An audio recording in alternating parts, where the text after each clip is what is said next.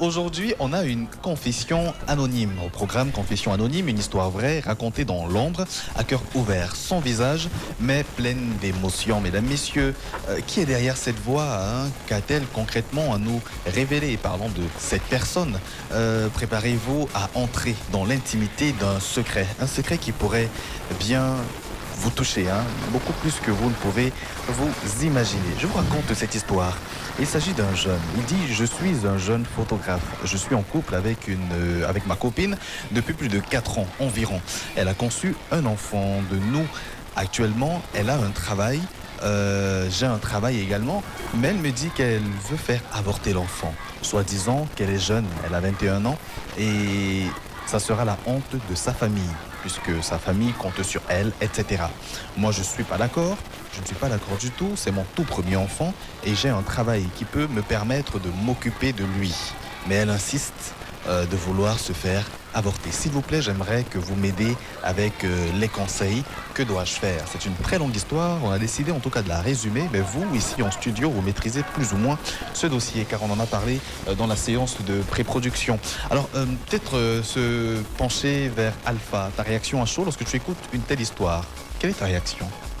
C'est compliqué, c'est même un peu triste. Parce que généralement, un couple, c'est deux personnes qui regardent dans la même direction. Ouais. Là, on a le monsieur qui veut quelque chose de précis et qui veut grandir d'une certaine manière. Et la femme, de son côté, qui ne voit pas la chose, je veux dire, dans le même sens que le monsieur. Ouais. Chacun son point de vue, on ne va pas tirer sur les deux. On va, je pense, essayer de donner nos différents arguments en fonction de l'histoire même. Mais c'est plutôt triste, un couple qui n'arrive pas à se décider sur quelque chose aussi important et aussi primordial que la naissance d'un enfant. Je pense que pour beaucoup, c'est l'aboutissement même du couple. C'est le summum quand on est en couple. Et de pas s'entendre dessus, c'est très triste après moi. Allez, Paul, ta réaction également à chaud, à l'écoute de cette histoire. Qu'est-ce qui te vient en esprit? Moi, je me dis que l'enfant, premièrement, avant d'être l'enfant de l'homme, c'est l'enfant de la femme. Donc, si elle choisit de ne pas garder, c'est forcément parce qu'elle a ses raisons. Mais c'est un peu déplorable parce que tu ne peux pas aller avec un homme sans te protéger, sans t'attendre à ce genre. Parce que ça, c'est une suite logique à l'acte qui a été posé. Tu ne peux pas aller avec un homme sans toutefois t'attendre à une grossesse. Et quand la grossesse arrive, tu dois être paré à cette éventualité-là. Parce que si tu ne voulais pas de grossesse, tu te serais protégé. Simplement. Alors, si on peut entrer en profondeur... Il y en a qui se protègent et qui veulent les grossesses. Ah bon? Bah ouais. Tu te protèges, mais tu veux la grossesse. Il y en a qui ont des grossesses et qui se protègent, mais qui ont des grossesses. D'accord, donc la prochaine confession anonyme, ce sera toi. Je me suis protégé, la grossesse est entrée. Voilà, Il a beaucoup de choses à nous dire. Exactement. J'espère en tout cas que ce n'est pas la... Bref, on reviendra là-dessus. De toute façon, c'est jamais fiable à 100%. Alors, quand même, 4 ans de relation. Comme quoi, ce n'est pas né de la dernière pluie, c'est de relation. 4 ans de relation. Et quelque part aussi, c'est l'aboutissement, tel que tu le disais, Alpha, forcément d'une belle histoire d'amour. J'aimerais bien avoir le regard d'une femme sur ce sujet. Qu'est-ce qui peut justifier qu'au bout de 4 ans d'une relation sérieuse, qu'une femme ne veuille pas en réalité porter son enfant? Probablement, il a eu à poser... Bon, elle a dit que ce serait une honte pour sa famille. Après, il faut la comprendre. Probablement, elle vient d'une famille puriste où on a dit pas d'enfant hors mariage. Et elle craint la réaction de ses parents, de sa famille, comment elle sera vue. Elle se dit, bon... Ce n'est pas moi qui vais tenter, même si d'autres l'ont fait par le passé. Je ne vais pas être la continuité. Ce ne sera pas par moi que ça va se pérenniser dans la maison. Et aussi, je me dis, 4 ans, tu ne veux pas d'un enfant, d'un homme. Probablement, lui aussi, il pose des actes qui te perturbent et qui te font réfléchir encore sur s'il mérite d'être le père de ton enfant ou pas. Toutes ces choses-là. On va voir comment, oui, elle veut avorter. On va dire, ok, c'est ton enfant. Ce n'est pas ton enfant à toi seul. Il faut aussi tenir compte de la vie du père, mais il faut penser au fait qu'elle elle voit au-delà de cette simple grossesse, au-delà d'un enfant. Elle voit les responsabilités que ça incombe. Elle voit le travail qu'elle aura. Elle se dit peut-être, si je tombe enceinte, tout ce qu'il fera, c'est donner le nom et donner de l'argent. Il ne sera pas avec moi. Soutien moral, soutien émotionnel, toutes ces choses. Déjà, donner le nom et donner l'argent, c'est beaucoup. Non. C'est pas petit, non? Non. Et il y a aussi le soutien émotionnel. Il y a des femmes qui font les dépressions postpartum. Elle a besoin de son mari auprès d'elle. Donc, en analysant là tout de suite, pendant sa grossesse, elle s'est dit, il sera pas là pour le postpartum. C'est impossible que je puisse porter son enfant, tout simplement. Bien évidemment, elle peut être avec... Ne nous mentons pas, il y a des femmes, elle est avec toi. Elle vit la relation pleinement, hein, mais sa tête n'est pas avec toi. Sa tête est en train de chercher ailleurs. Et du jour au lendemain, elle te quitte. La plus honnête te quitte. Ça pourrait être le cas de celle-ci, tu penses? Oui, par exemple, la plus honnête te quitte. La moins honnête, tu apprends qu'on va la doter le week-end prochain. Des choses comme ça. Et elle t'invite? Elle t'invite, viens boire. Viens boire. Donc, si je comprends bien, selon ton analyse, on pourrait retenir tout un tas de facteurs, notamment le facteur comportemental, et ça correspondrait forcément à la nature même de son partenaire, avec qui peut-être ça ne marcherait pas. D'autre part, il y a également la perspective. Elle n'est peut-être pas dans la perspective, d'après ce que tu expliques. Peut-être elle est là juste avec le corps, mais pas avec le cœur. Et elle attend de meilleures opportunités. De meilleures ouvertures, oui. Que penses-tu de ce point de vue de Paul? Très intéressant, c'est un point de vue plausible. Et je voudrais savoir, ils vivent ensemble les 4 ans. Est-ce qu'ils vivent ensemble depuis 4 ans? Non, ils ne vivent pas tout de même ensemble depuis 4 ans. Pardon? Ils ne vivaient pas ensemble depuis 4 ans. Ah, donc c'est une relation de copinage? Non, c'est pas vraiment une relation de copinage parce que les familles se connaissent. Donc, on le connaît dans sa famille, on la connaît dans sa famille, donc vice-versa. J'ai un ami que je voudrais pas citer le nom qui a toqué dans 4 maisons différentes. Voilà. Le problème n'est pas de se faire connaître dans la famille, le problème c'est la relation que vous avez de manière prompte. Ne pas vivre avec une personne, c'est très compliqué. C'est super compliqué parce qu'on ne connaît absolument pas son partenaire tant qu'on ne vit pas avec. Beaucoup de personnes qui ont eu à le faire peuvent vous dire les relations quand... je sais pas, madame se déplace pour venir faire 2 ou 3 jours, 1 semaine, 1 mois. C'est complètement différent de quand elle s'installe. Quand chaque matin tu vois la même tête, et quand chaque soir tu te couches avec la même tête, quand vos engueulades perdurent pendant 1 à 2 journées, c'est compliqué. Après tu dis bonjour avec la mauvaise haleine. Bon, oui, on comprend très bien, je comprends.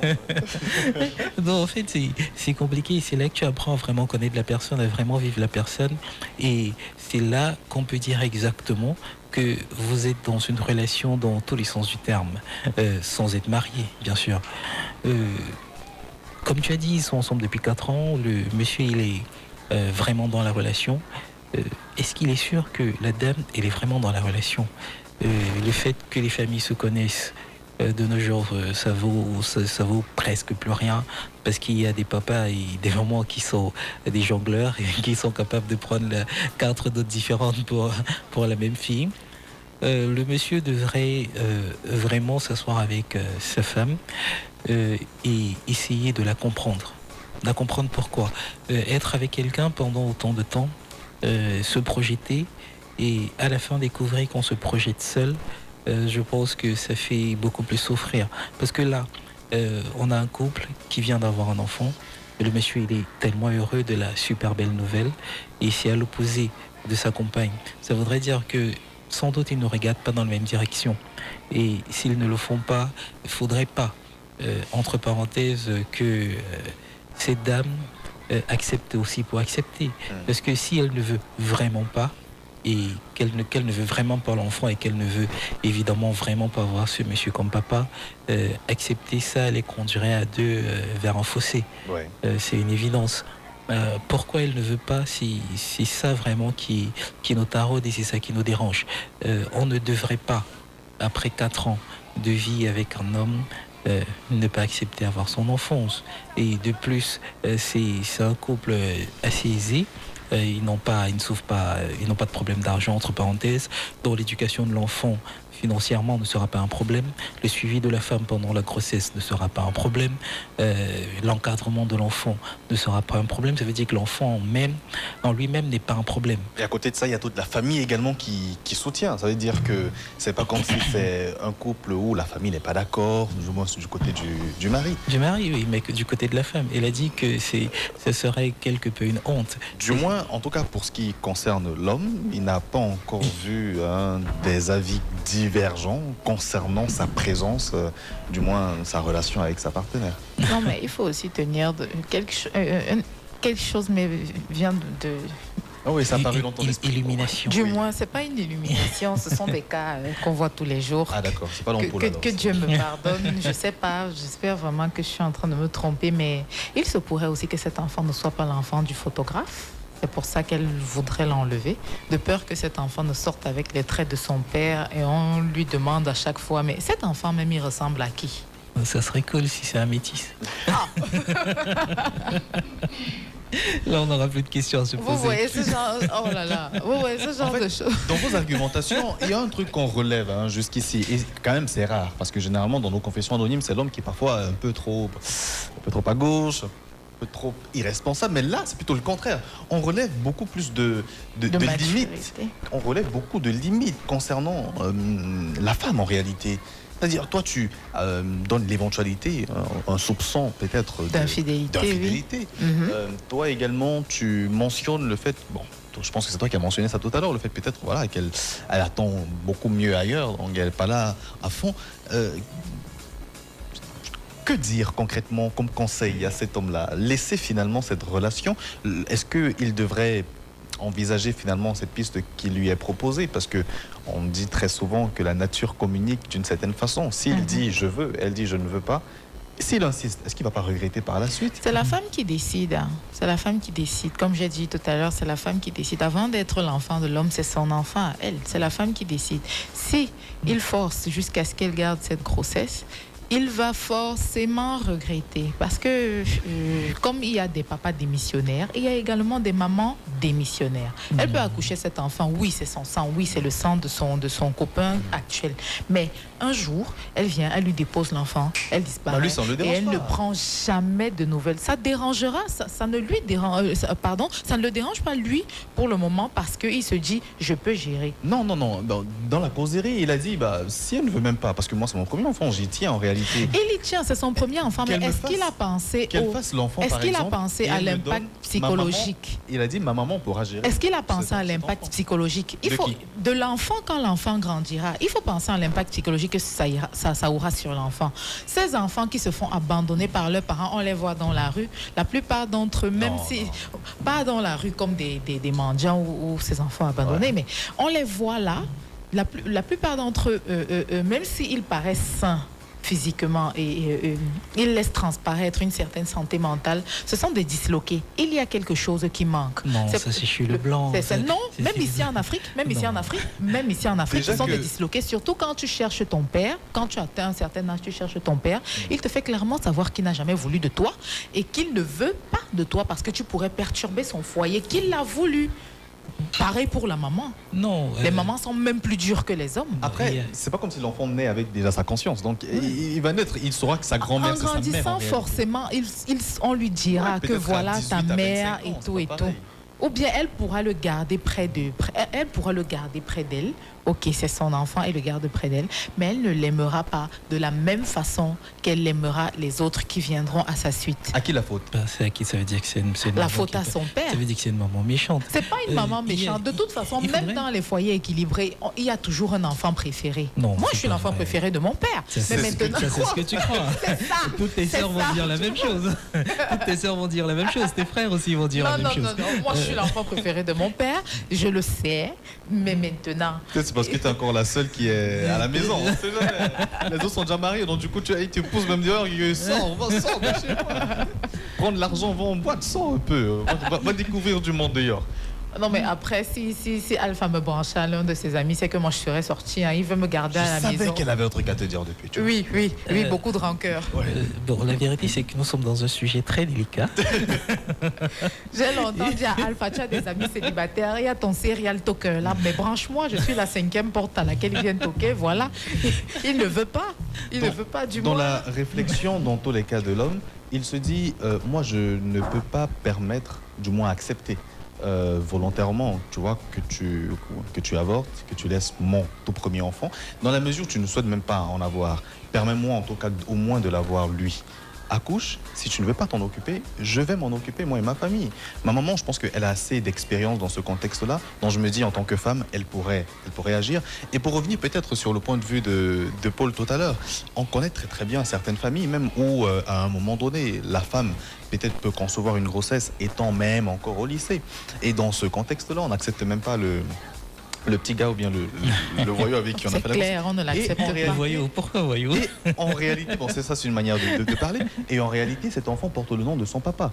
Bon, je veux dire du père de la fille, c'est-à-dire de son grand-père. De son grand-père. Donc, il est élevé même comme étant l'enfant du grand-père. C'est lorsqu'il grandit, bien longtemps après, qu'on lui dit en réalité, ta mère c'est elle et... Bah oui, de toute façon, en Afrique, ça existe. En Afrique, je trouve que c'est le système occidental qui, en voulant donner beaucoup d'argent aux psychologues et tout ce qui va avec, nous ont créé des syndromes qui normalement en fait que normalement nous n'avons pas ici. Un enfant a besoin d'un cadre serein, c'est une évidence. Ça serait le must pour un enfant d'avoir ses deux parents. Ça, c'est évident. Mais nous avons tellement d'amour et nous avons tellement l'esprit de famille en Afrique qu'une tante peut s'occuper d'un enfant de la même manière qu'une maman. Une grand-maman, elles aiment même plus les petits-enfants que leurs propres enfants. Donc je ne pense pas que qu'on pourrait prendre ça comme prétexte pour dire que ça agira sur l'enfant. Il y a un terme que Paul a employé, je crois, 2 fois. Oui. L'enfant, c'est d'abord l'enfant de la femme. Non, c'est archi faux. Ça, c'est vrai, c'est vrai. Malheureusement, les femmes pensent que parce qu'elles portent l'enfant 9 mois dans le ventre, les hommes, pendant ces 9 mois-là, ils portent l'enfant dans la tête. Et c'est souvent un peu plus difficile et psychologiquement, c'est souvent très compliqué puisqu'il faut subvenir à tout, dans tous les sens du terme. Donc je ne suis pas d'accord avec ce thème-là. Là, c'était juste pour affirmer mon désaccord. Maintenant... Il n'est pas d'accord. La mauvaise habitude. Tu vois, il y a l'humoriste Patson. Lors de l'un de ces sketchs-là, de ces théâtres, il avait dit vraiment la femme... Et il répète les mêmes mots qu'Alpha. Que la femme pense que c'est parce que c'est elle qui a porté l'enfant 9 mois que c'est son enfant. Tu as déjà vu où tu mets une pièce dans le distributeur, le jus qui sort à partir au distributeur. Ça m'avait tellement fait mal. Je n'avais que 15 ans, mais ça m'avait fait beaucoup de peine. Alpha revient avec ces mots aujourd'hui. C'est pour me heurter. C'est 50-50. Non, c'est méchant. C'est méchant. C'est pas le jus du distributeur, certes, mais c'est le distributeur qui t'a donné le jus. Une chose est sûre, si tu mets l'homme là, il ne te fera jamais un enfant. Si tu mets la femme là, il ne te fera jamais un enfant. Il faut qu'il soit 2. Donc c'est du 50-50 évidemment, simplement. Bon. Et les charges sont partagées. Je pense que pendant que celle-ci fait l'omoplate, elle prépare le squelette. Bon, toi tu prépares également l'argent. En fait, c'est partagé, c'est du 50-50. J'adore. Elle est en chantier.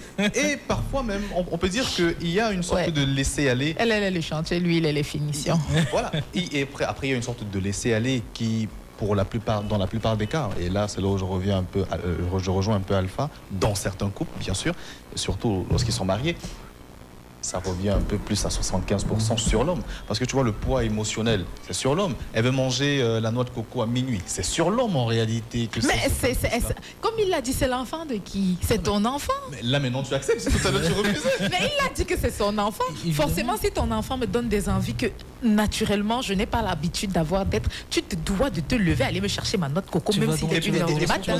Et pourquoi c'est l'enfant de l'homme quand il te faut la noix de coco, mais c'est ton enfant quand il faut revoir? C'est son enfant qui me donne ces envies-là. Ouais. Moi, naturellement, j'ai pas envie de la noix de coco à 1h du matin. 1h du matin, je dors. On est bien d'accord que certaines femmes, et après on respecte les femmes pour cela, vous êtes vraiment un mal nécessaire, la mère de l'humanité, big up les femmes, vraiment. tout ce qui est C'est dangereux quand un homme commence comme ça. Qu'est-ce que tu vas balancer après? Il va nous abattre. Mais ce que je veux dire tout de même, c'est que sans pour autant minimiser tout ce que vous faites, mais vous portez seulement aussi. Bon, le seulement peut-être est mal placé, mais vous portez. Après, tu as vu un homme qui a sa femme enceinte, voir cette femme prendre la moto, je te promets que tant qu'elle n'arrive pas, il ne dort pas. Il panique. Je peux perdre ma femme et mon enfant au même moment, quoi. C'est compliqué. Ce poids émotionnel-là, on le diminue généralement ça lorsqu'on veut parler de l'homme et tout, mais oui, l'homme fait une grossesse nerveuse pendant que sa femme, elle fait la grossesse physique. En plus de cela, il est au four et au moulin pour tout, tu vois. Il fait une grossesse nerveuse. En général, elle est fâchée parce que il y a la bouilloire, tu vois, qui prend généralement 5 minutes pour bouillir l'eau. Ça prend encore les mêmes 5 minutes, mais elle pique une crise. Mais cette bouilloire prend 5 minutes pour... Mais ça lui de rassurer et tout. Mais honnêtement, c'est très compliqué pour l'homme quand même tout de même. Donc, mes chapeaux quand même aux femmes, hein, parce que vous êtes big up. Voilà. C'est compliqué pour tout le monde.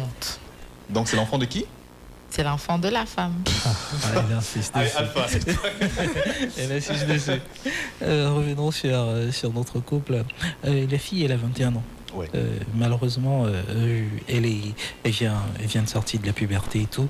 La maturité, je ne suis pas sûr qu'elle est déjà. C'est pas pour dire que les filles de 21 ans sont pas matures. Il y a la majorité même. Ouais. Les filles à partir de 18 ans sont beaucoup plus matures que les hommes. Malheureusement, je trouve qu'elle n'est pas assez mature. Elle n'est pas assez mature d'abord dans le sens où elle définit son bonheur par rapport à sa famille. Faudrait que les gens sachent. Votre famille ne sera presque jamais là quand vous aurez vraiment besoin d'eux. Je dis bien presque. Pourquoi ?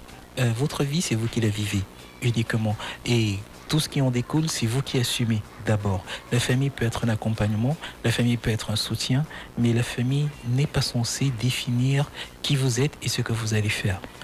Est-ce que cette grossesse est positive pour elle?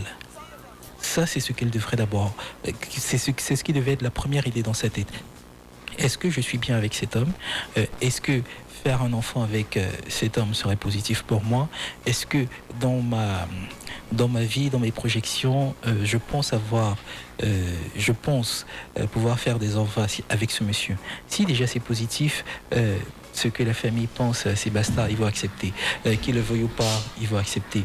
Ils ont vécu leur vie, personne ne leur a mis une certaine pression. Et même si certaines personnes leur ont mis des pressions à un certain âge, après ils se sont rendus compte que c'est eux, à la fin, qui assument leurs décisions.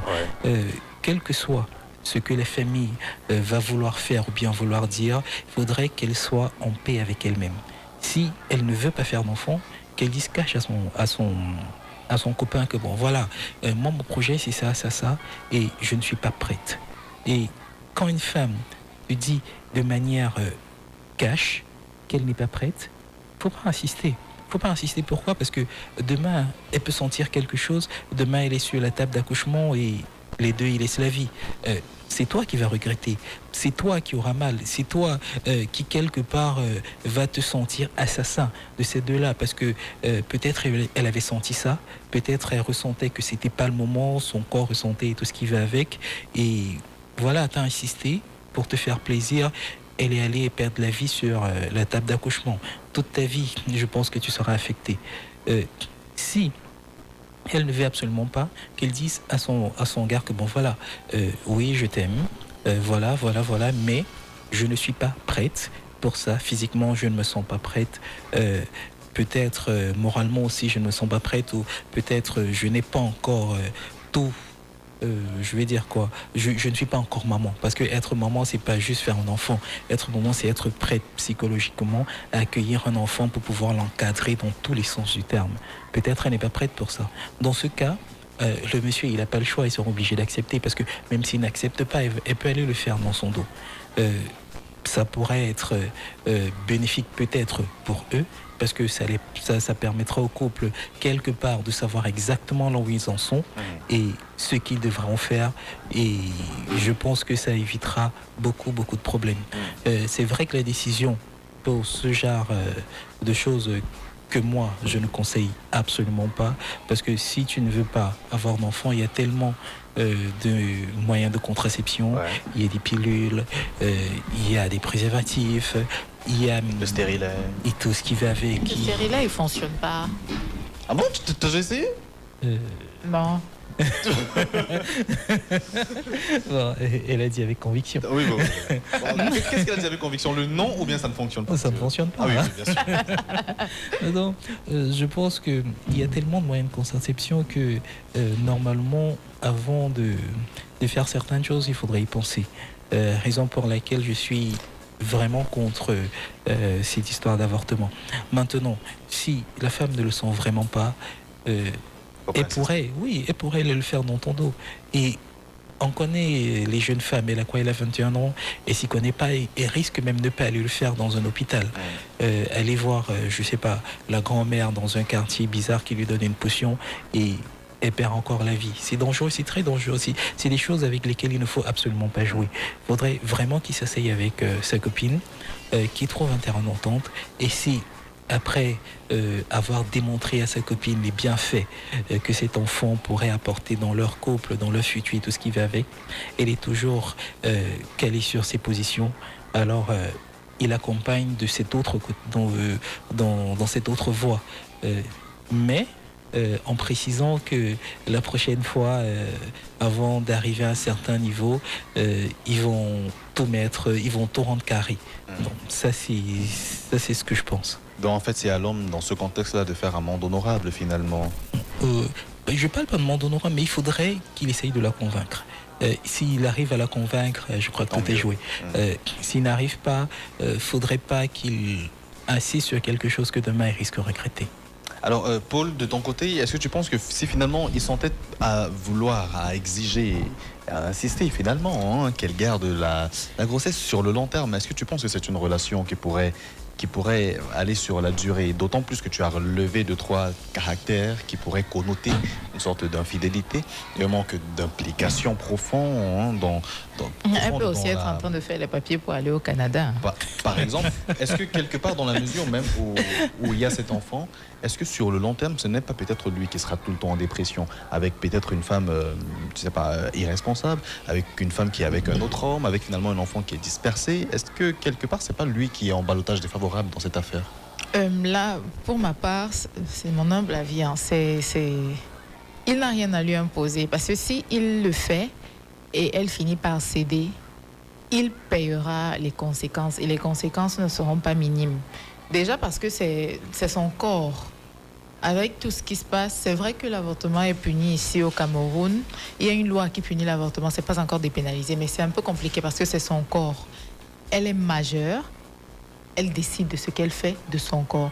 Et l'enfant, garder un enfant, c'est accepter les modifications de son corps. Et il y a des filles qui aiment leur corps, elles ne sont pas prêtes à accepter les vergetures, les taches noires, le masque de grossesse, les pieds qui enflent, le visage qui enfle. Elles ne sont pas prêtes à supporter toutes ces tracasseries liées à la grossesse. Qu'elles ne couchent pas.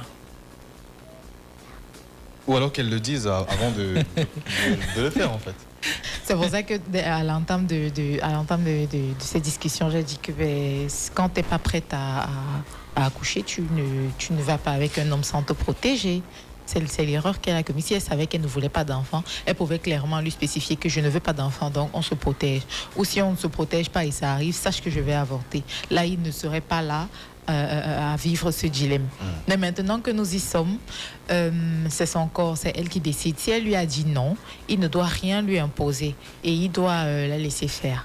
Mais maintenant, avant de la laisser faire, ils doivent s'asseoir, ils discutent, ils se fixent, ils redéfinissent les bases de cette relation. Parce que si ils avaient eu une discussion franche par rapport à la grossesse, par rapport à l'enfantement, ils n'en seraient pas là. Quand cette grossesse serait arrivée, ils auraient eu 2 options. Enfin, oui, en fait, ils se seraient fixés sur une option et quand la grossesse serait arrivée, ils auraient juste suivi le canevas fixé dès le départ. Donc, avant qu'elle n'aille faire quoi que ce soit concernant cette grossesse, ils doivent redéfinir les bases de cette relation. Et après avoir redéfini les bases de cette relation, chacun doit être honnête envers l'autre. Surtout la fille, parce que pour moi, j'ai l'impression qu'elle a beaucoup à cacher. ou qu'elle a beaucoup à dire, mais elle ne peut pas le faire. Peut-être parce que il y a un certain confort, peut-être matériel. Je n'insiste pas sur l'autre confort, parce que s'il y avait le confort émotionnel, elle ne serait pas en train de vouloir avorter aussi. Il n'y a pas que deux conforts, matériel, émotionnel, il n'y a pas que ça, il y a aussi l'autre confort. Quoi, le confort? Quel confort? Le confort des mariés, moi, tu veux que je parle? Bon, le confort, c'est peut-être il est bon aussi. Donc... Mais c'est ça le confort émotionnel. Non. C'est un confort émotionnel. Depuis quand le confort des mariés, ça permet d'être relax, ça permet de ne pas être stressé. Monsieur parce que quand tu es stressé... Quand tu vois des célibataires parler de confort des mariés, c'est bizarre. Hein? Parce que quand tu es stressé, quand tu vas dans les ministères, là, ces femmes stressées, ça se voit qu'elles ne sont pas assez réconfortées émotionnellement. Voilà. Je ne sais pas où est le deuxième célibataire dont tu parles, mais dire confort de marié, c'est une figure de style, parce que parfois il y a des enfants qui regardent nos vidéos sur Internet. C'est pour ça qu'on dit confort des mariés. Après, tu sais, Alpha, il nous nargue. Hein. Ton nous, il est inclusif ou exclusif? Il est majestueux. Allez, bon, question, hein, avant de refermer notre conversation. Qui a plus ou moins, c'est pas une légitimité, mais qui a le dernier mot par rapport à ce genre de questions? Est-ce l'homme ou est-ce la femme? C'est toujours la femme. C'est la femme. Malheureusement, c'est toujours la femme. C'est son corps. Ma question se poursuit. L'autre question, finalement, c'est dans la mesure où c'était une situation inverse et que la femme voulait, mais l'homme ne voulait pas. Et c'est souvent ça allait se passer comment? Si c'était la femme qui voulait, elle allait garder son enfant. Il y a des femmes qui gardent les enfants tout en sachant que les hommes ne vont pas assumer, elle ne leur demande rien. C'est-à-dire, lui, c'est pas comme il veut continuer la relation, mais il te dit, c'est pas mon moment, c'est pas le moment pour nous. Ils se séparent. Beaucoup de femmes font ça. Elle te dit, bon, surtout les femmes qui ont un certain âge, ou les filles qui sont enfants uniques, ou celles dont l'avortement, n'est pas dans leur principe. Elle te dit, tu n'as qu'à partir avec ta relation. Moi, j'ai gagné un enfant. Alpha? Partir avec ta relation, j'ai gagné un enfant. C'est très bien dit.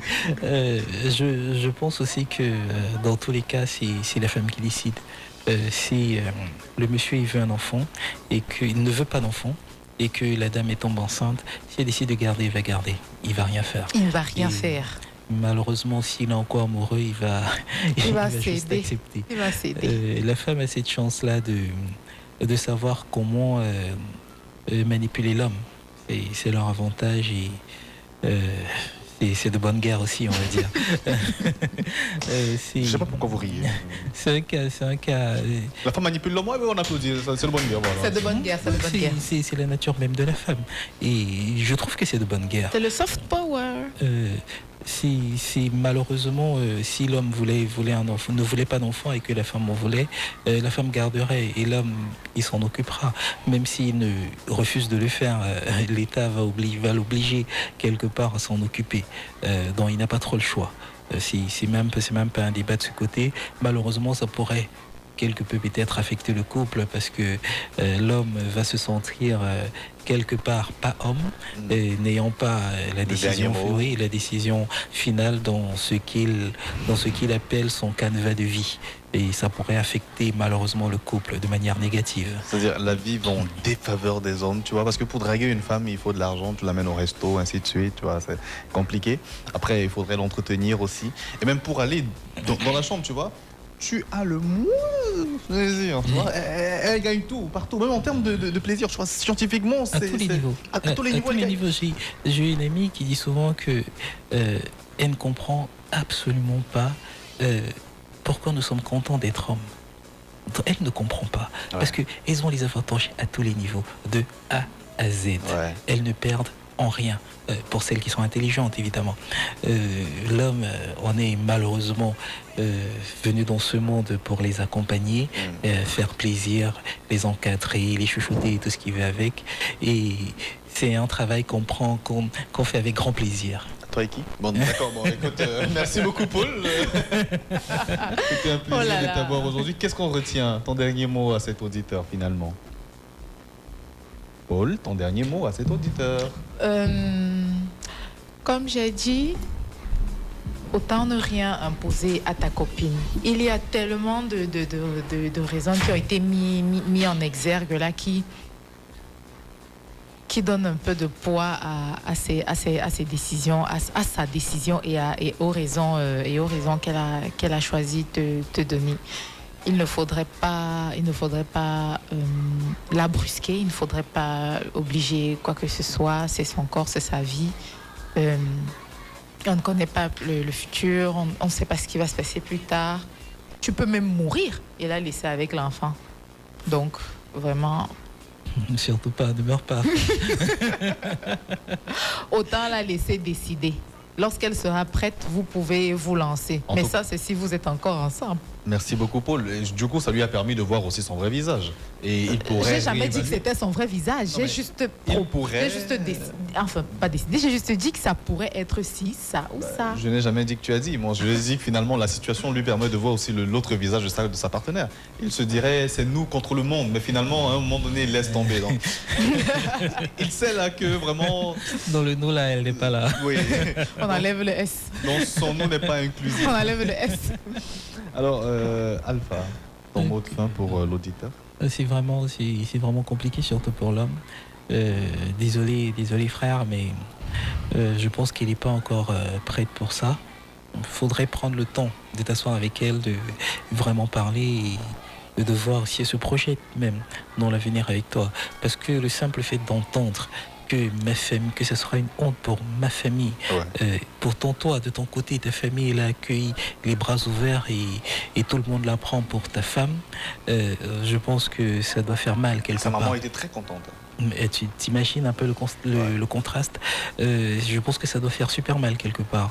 Il faudrait vraiment qu'il essaye de causer avec elle, essayer de voir si les projets qu'il a sont les mêmes que sa partenaire, et si c'est pas le cas,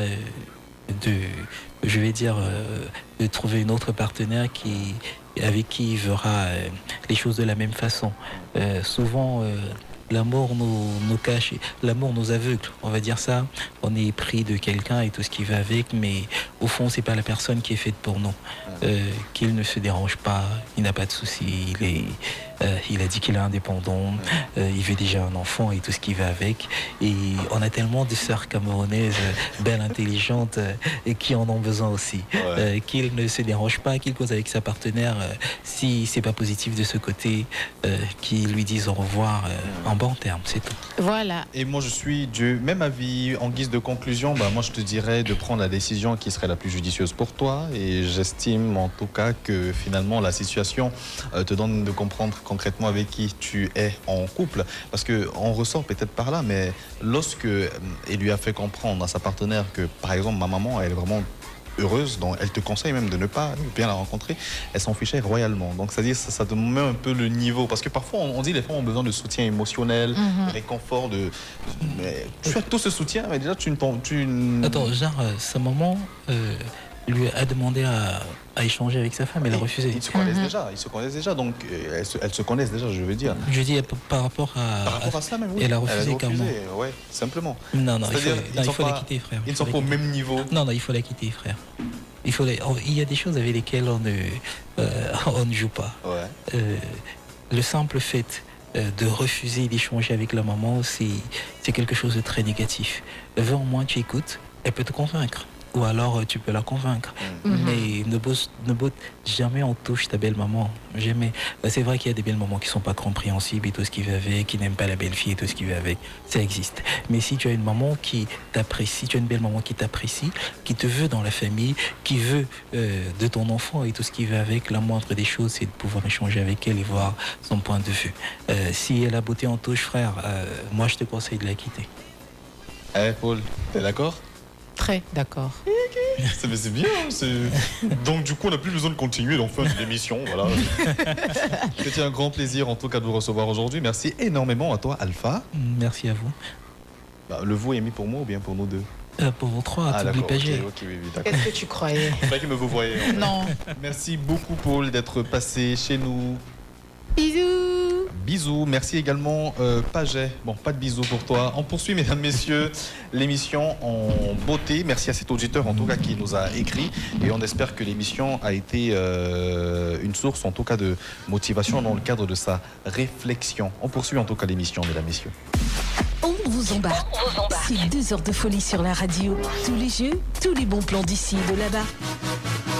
Avec toute l'actualité. Branchez-vous sur la radio Audace et savourez le fun, le groove et l'aventure.